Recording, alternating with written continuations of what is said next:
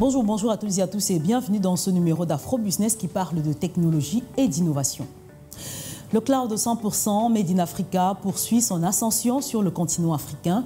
www.cloudstore.africa, la toute première plateforme cloud, a proposé des services comme l'hébergement des sites web, les serveurs virtuels, les noms de domaine, les boîtes email à partir de serveurs situés au Cameroun, dans un data center Tier 3 et dans les pays africains dans lesquels il est désormais utilisé. C'est qu'à le Cloud Center peut-il challenger les géants mondiaux du secteur comme Google ou encore Yahoo?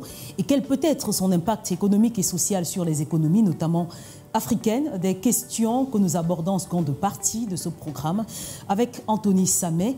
Il est entrepreneur camerounais et directeur général de ST Digital, à l'origine de cet outil révolutionnaire sur le continent africain. Mais tout d'abord, quelques explications sur le Cloud Store Africa, le cloud 100% Made in Africa, qui s'installe au Cameroun. On se dirige tous ensemble au PAD parce que c'est un endroit où on accède. Parvenir à la transformation et à la souveraineté numérique, au cloud computing ou encore avoir un meilleur data center. Des défis liés à la technologie que connaît aujourd'hui le continent africain, un impératif auquel vient répondre le www.cloudstore Africa. La plateforme Made in Africa, qui répond aux besoins du continent, est la toute première à proposer des services comme l'hébergement des sites web, les serveurs virtuels, les noms de domaine, les boîtes email, à partir de serveurs situés, pour le cas d'espèce, au Cameroun, dans un data center Tier 3. À partir de maintenant, les Camerounais pourront commander en ligne leurs services cloud et ces services cloud pourront être servis automatiquement, sans intervention humaine et immédiatement. Donc chacun pourra facilement acheter un nom de domaine, l'hébergement de son site web, un serveur virtuel ou une adresse email 100% africaine. Ces données-là sont des données stockées au Cameroun et c'est vraiment important d'être dans l'écosystème numérique camerounais, d'abord pour des raisons techniques, parce que ça permet de ne plus être exposé à des coupures de la fibre optique internationale, puisqu'on va avoir un Internet local avec une meilleure latence, mais aussi pour des raisons réglementaires et légales, parce qu'il y a un nouveau cadre, un nouveau cadre légal au Cameroun qui est une loi sur la gestion des données personnelles, et cette loi encourage la mise à disponibilité des données de façon locale. En plus d'offrir des services à des tarifs extrêmement abordables et préférentiels, CloudStore Africa garantit la sécurité et la disponibilité des données contenues dans les serveurs. Absolument. Aujourd'hui, quand on parle de data center de norme Tier 3, c'est parce que la norme Tier 3 est liée à un certain nombre de dispositifs que vous devez mettre en place. Des dispositifs de redondance, des dispositifs de cybersécurité, des dispositifs de gestion de l'énergie et des dispositifs tels que notre centre NOC, donc Network Operating Center, qui est disponible 24 heures sur 24, 7 jours sur 7. La plateforme CloudStore Africa vise l'accompagnement de la transformation digitale en Afrique. Elle a pour avantage d'être connue et développée par des experts locaux qui connaissent les besoins et défis du continent. Avec des bureaux installés dans 7 pays africains, ST Digital vise à terme l'ensemble des 54 économies du continent pour un meilleur accès à ce service. Regardons à présent cet entretien accordé à l'équipe d'Afro Business par Anthony Samé et on se retrouve juste après. Bonjour. Alors nous parlons ce jour de la transformation numérique d'un produit novateur et révolutionnaire, on peut dire ça comme ça, sur le continent africain notamment. Vous parliez du Cloud Store Africa. Qu'est-ce que c'est que le Cloud Store? Alors, le Cloud Store Africa, c'est la première plateforme en ligne pour pouvoir permettre aux Camerounais, aux Ivoiriens, aux Congolais, aux Africains de commander en ligne de façon automatisée des services cloud tels que des emails, des hébergements de sites web, des serveurs virtuels ou encore des noms de domaine 100% africains. En termes simples, parce qu'il y a forcément la maman qui ne comprend pas tout ce qu'on vient de dire, en termes simples, c'est quoi le cloud? Aujourd'hui, dans le contexte de révolution numérique, on a la façon classique de voir l'infrastructure informatique, c'est-à-dire la façon classique d'utiliser son ordinateur a un peu évolué. On a de plus en plus de besoins sur des applications complexes, capables de faire des choses extraordinaires. Donc, le cloud, c'est cette technologie qui nous permet d'utiliser un ordinateur distant. En termes vraiment très simples, le cloud, c'est simplement l'ordinateur de quelqu'un d'autre. Alors, vous parlez en données d'un produit 100% africain, dans un monde, on le sait aujourd'hui, qui est en pleine mutation et qui fait face à la question de la souveraineté des données. C'est une question qui est très préoccupante en matière de sécurisation des données sur le continent aujourd'hui.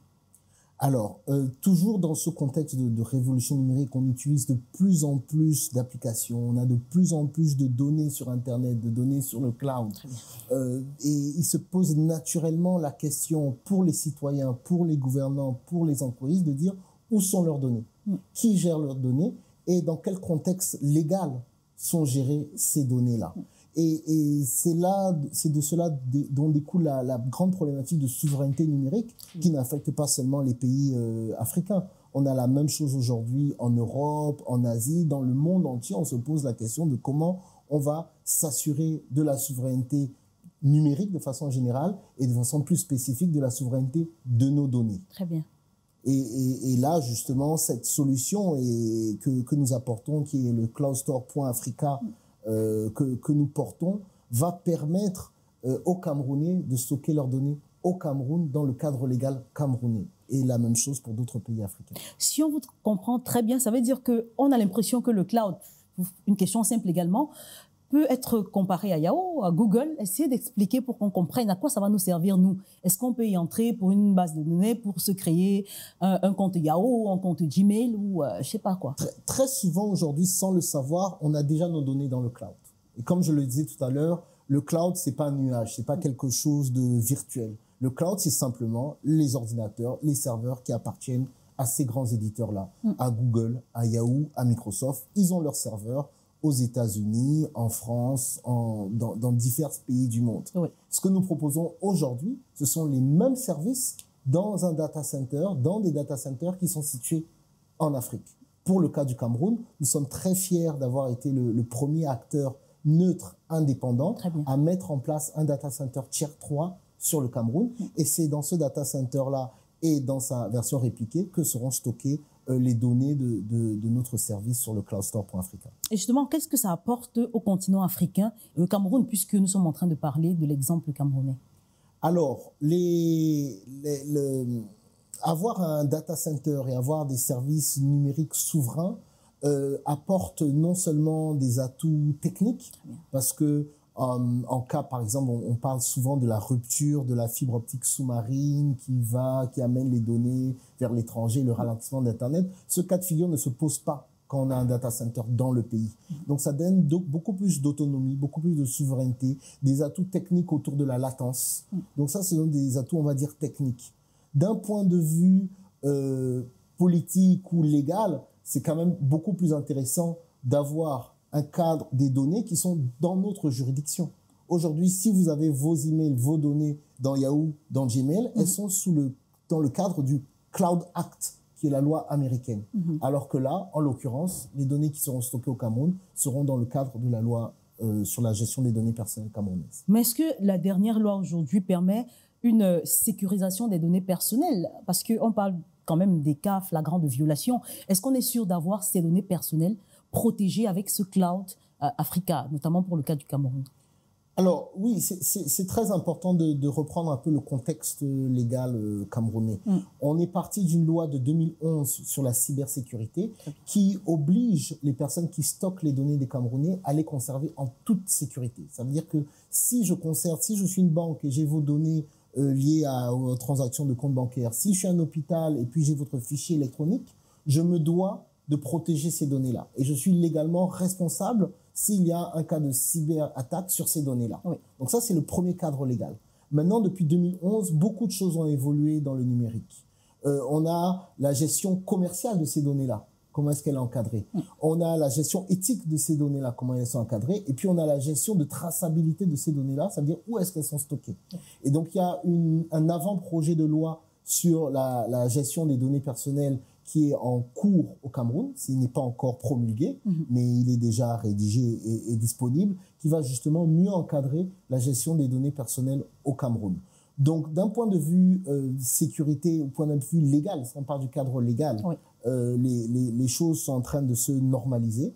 Et donc nos données sont dans un cadre légal sûr, un cadre légal aux standards internationaux, dès la promulgation de cette loi bien sûr. Et puis d'un point de vue technique maintenant, nous, sur notre data center, nous avons mis en œuvre toutes les dernières stratégies modernes de cybersécurité. Donc on essaye justement à travers ce projet et cette plateforme accessible sur www.cloudstore.africa de garder vos données en toute sécurité, tant d'un point de vue juridique que d'un point de vue technique. Ce qui voudrait également dire en des termes simples qu'au finish, nos données ne traverseront plus les frontières continentales africaines. Tout à fait, tout à fait. C'est vraiment ça qui est intéressant, c'est qu'en ayant nos données locales, on participe en fait à l'émergence de cet écosystème numérique. J'ai parlé de révolution numérique. Nous avons raté la révolution industrielle. Il ne faut pas que nous rations cette révolution numérique qui va créer des emplois, qui va créer de la richesse, qui va nous permettre de nous moderniser, de nous développer. Donc c'est vraiment important que cet écosystème numérique puisse se composer. Et dans cet écosystème, les data centers, le cloud ont une part essentielle. Alors, il faut dire quand même que vous n'êtes pas installé uniquement au Cameroun. C'est pratiquement 7 pays du continent africain qui vous reçoivent aujourd'hui. Mais je vais parler des impacts que cela peut avoir justement sur les économies. Je veux m'arrêter peut-être sur la création d'emplois ou sur la croissance économique. Alors, il y a beaucoup d'indicateurs qui sont en train de faire un consensus au niveau, par exemple, de la Banque africaine de développement. On voit que quand il y a l'amélioration de la qualité et la capacité de l'Internet, on a allé jusqu'à 2 points de PIB supplémentaires dans certains pays. Très bien. Donc, on voit très bien qu'il y a un impact fort quand le numérique est beaucoup plus accessible, beaucoup plus disponible sur la croissance des pays. Donc ça, c'est complètement indéniable. On voit aussi dans divers pays les initiatives pour avoir des cadres de politique de l'émergence de l'économie numérique. Non seulement parce que l'économie numérique en elle-même est créatrice de valeur, mais aussi de façon transverse. Numériser l'économie classique est également créateur de valeur. Donc c'est vraiment un sujet qu'il est essentiel que nous fassions émerger et que nous mettions en avant au Cameroun.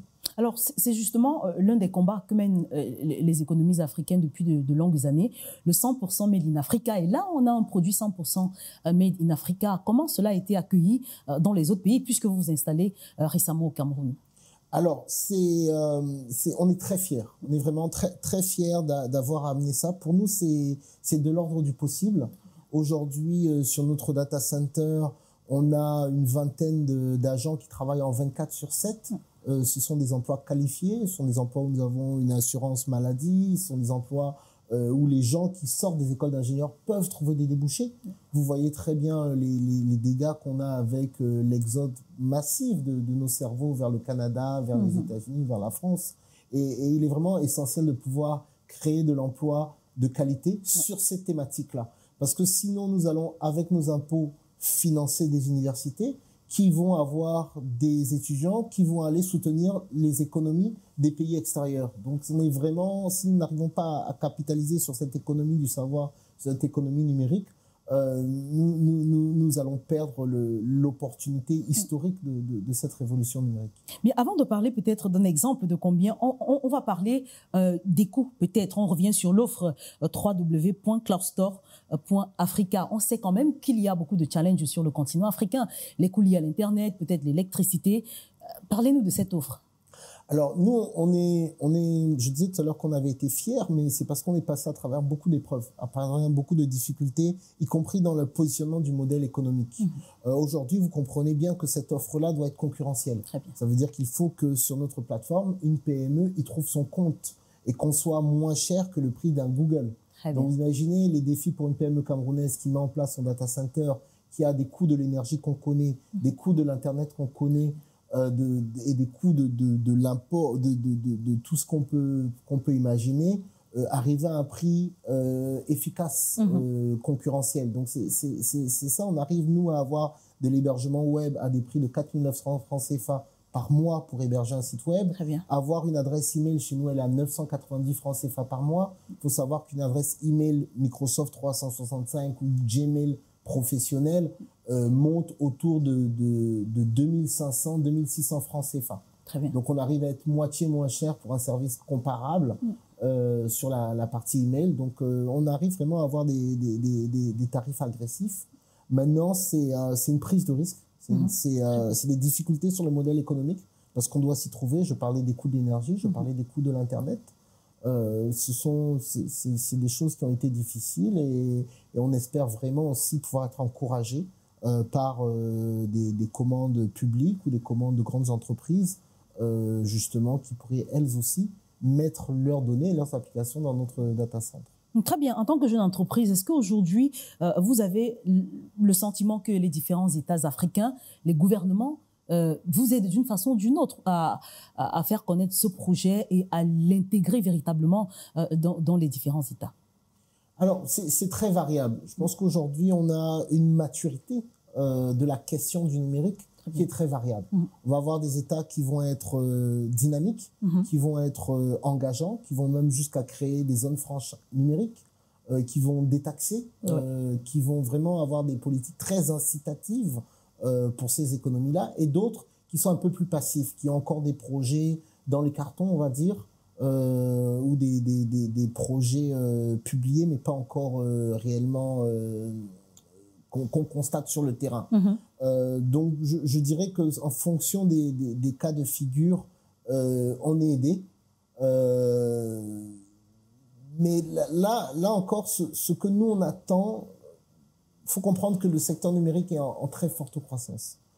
Et ceux qui sont nos concurrents, ce sont des multinationales. Très bien. Ce sont des gens qui ont des niveaux d'investissement complètement différents de ce qu'on peut avoir. Donc nous, ce qu'on attend, c'est un peu un curseur sur la préférence nationale, sur le respect de ces investissements faits par une PME, qu'on soit encouragé.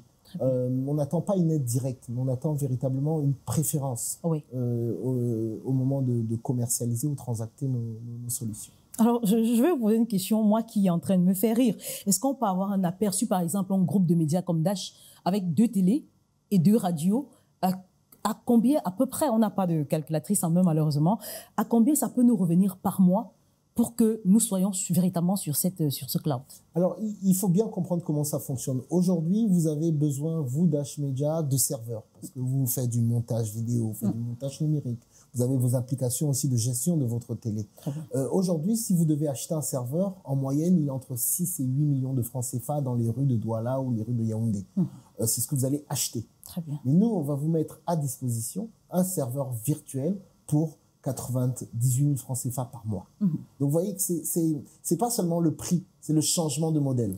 Ça veut dire que vous allez payer chaque mois une petite somme. Donc, c'est facile pour vous, avec un budget de 100 000 francs, de tout de suite avoir une infrastructure. Alors que dans l'autre cas de figure, qui est l'infrastructure classique, vous devez mobiliser près de 6 millions, 7 millions pour aller acheter le serveur. Encore, il faut encore des compétences internes pour aller l'installer, installer vos applications. Alors que là, on vous mettra directement à disposition, pour ce montant-là qui correspond à notre offre premium, un serveur virtuel dans notre data center.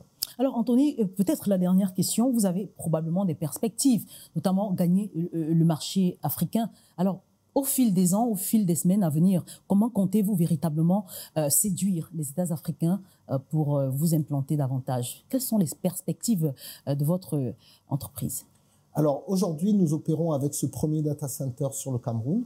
Nous avons des espaces data centers sur le Congo et la Côte d'Ivoire. Nous allons prévoir dans les prochains mois, donc sur le deuxième trimestre 2024, ouvrir sur le Gabon, et sur le troisième trimestre, toujours 2024, ouvrir sur le Togo. Ça, ce sont les perspectives en termes de pays et de zones. Et ce sur quoi nous allons beaucoup travailler, c'est sur la gestion des problématiques de banque et d'assurance, parce que ce sont des secteurs sur lesquels on impose le stockage des données en local. Et puis, il y a une politique encore plus stricte que simplement la gestion des données personnelles globales, mais il y a aussi la COBAC, donc les commissions bancaires pour l'Afrique centrale, qui imposent que les banques, les microfinances de première et de seconde catégorie, non seulement stockent leurs données localement, mais 2 sites de stockage des données pour que vos données financières, vos données bancaires soient pleinement en sécurité. On pense que ce secteur-là enfin, pour nous, ça va être un des secteurs prioritaires de démarchage. Donc voilà un peu les problématiques qu'on va adresser. On va travailler sur des certifications pour être certifié PCI DSS pour répondre justement aux normes bancaires. Donc véritablement se diversifier sur le Gabon et le Togo. Travailler sur le secteur financier sont nos grands défis de 2024. Vous avez parlé des PME, mais on a l'impression que les particuliers, peut-être les petits consommateurs, ne sont pas concernés par le www.cloudstore-africa. Quelle est la cible quand on sait qu'au Cameroun, par exemple, on a 40% de la population qui vit encore en dessous du seuil de pauvreté et que 55% justement de ces 40% vivent en milieu rural? Vous parlez des coûts abordables. Alors, tout à fait. Il y a une problématique, il y a deux niveaux, j'ai deux niveaux de réponse un peu à votre question. Le premier niveau de réponse est dire qui est la cible. Très bien. La cible est souvent des gens en milieu urbain qui ont besoin d'une adresse email. Aujourd'hui, l'État numérise de plus en plus de ses services aux citoyens. Donc, une des communications naturelles pour tous citoyens, ce sera la nécessité d'avoir un email. Nous voyons les efforts très intéressants faits par la Caisse nationale de prévoyance sociale qui utilise les moyens de téléphone portable, mais aussi les emails qui communiquent de façon numérique. Nous voyons aussi des choses au niveau des systèmes de visa, où on a des e-visas. Nous voyons des choses au niveau de nos passeports, peut-être bientôt de nos cartes nationales d'identité. Donc on voit qu'il y a de plus en plus de services publics qui doivent passer par le téléphone, mais aussi par l'email. Donc nous, par rapport à ce ciblage-là, on propose une solution email à 990 francs CFA par mois pour chaque Camerounais. Donc ça, c'est quelque chose qui est intéressant. Maintenant, vous allez me dire qu'il y a certains qui préfèrent avoir des emails gratuits. Donc le email est effectivement quelque chose de gratuit. Et on va simplement proposer aux Camerounais de personnaliser leur email. Par exemple, vous pouvez avoir votre email au lieu d'avoir votre adresse @yahoo.fr, vous allez pouvoir avoir votre adresse si vous appelez Onana, @onana.cm. Donc, on va proposer ce service-là. Vous allez pouvoir personnaliser votre email pour avoir un meilleur personal branding, pour avoir une meilleure employabilité, peut-être pour les chercheurs d'emploi ou pour les responsables, avoir quelque chose qui présente mieux qu'une adresse en .fr. Et donc, on va proposer ce service-là. Le .cm, vous pouvez le commander immédiatement en ligne sur la plateforme. Vous pouvez payer avec votre Orange Money et avoir votre nom de domaine personnalisé et ça coûte 9 900 francs CFA par an. Donc avec 10 000 francs CFA, vous avez votre email personnalisé et c'est quelque chose qui, je pense, a beaucoup d'intérêt.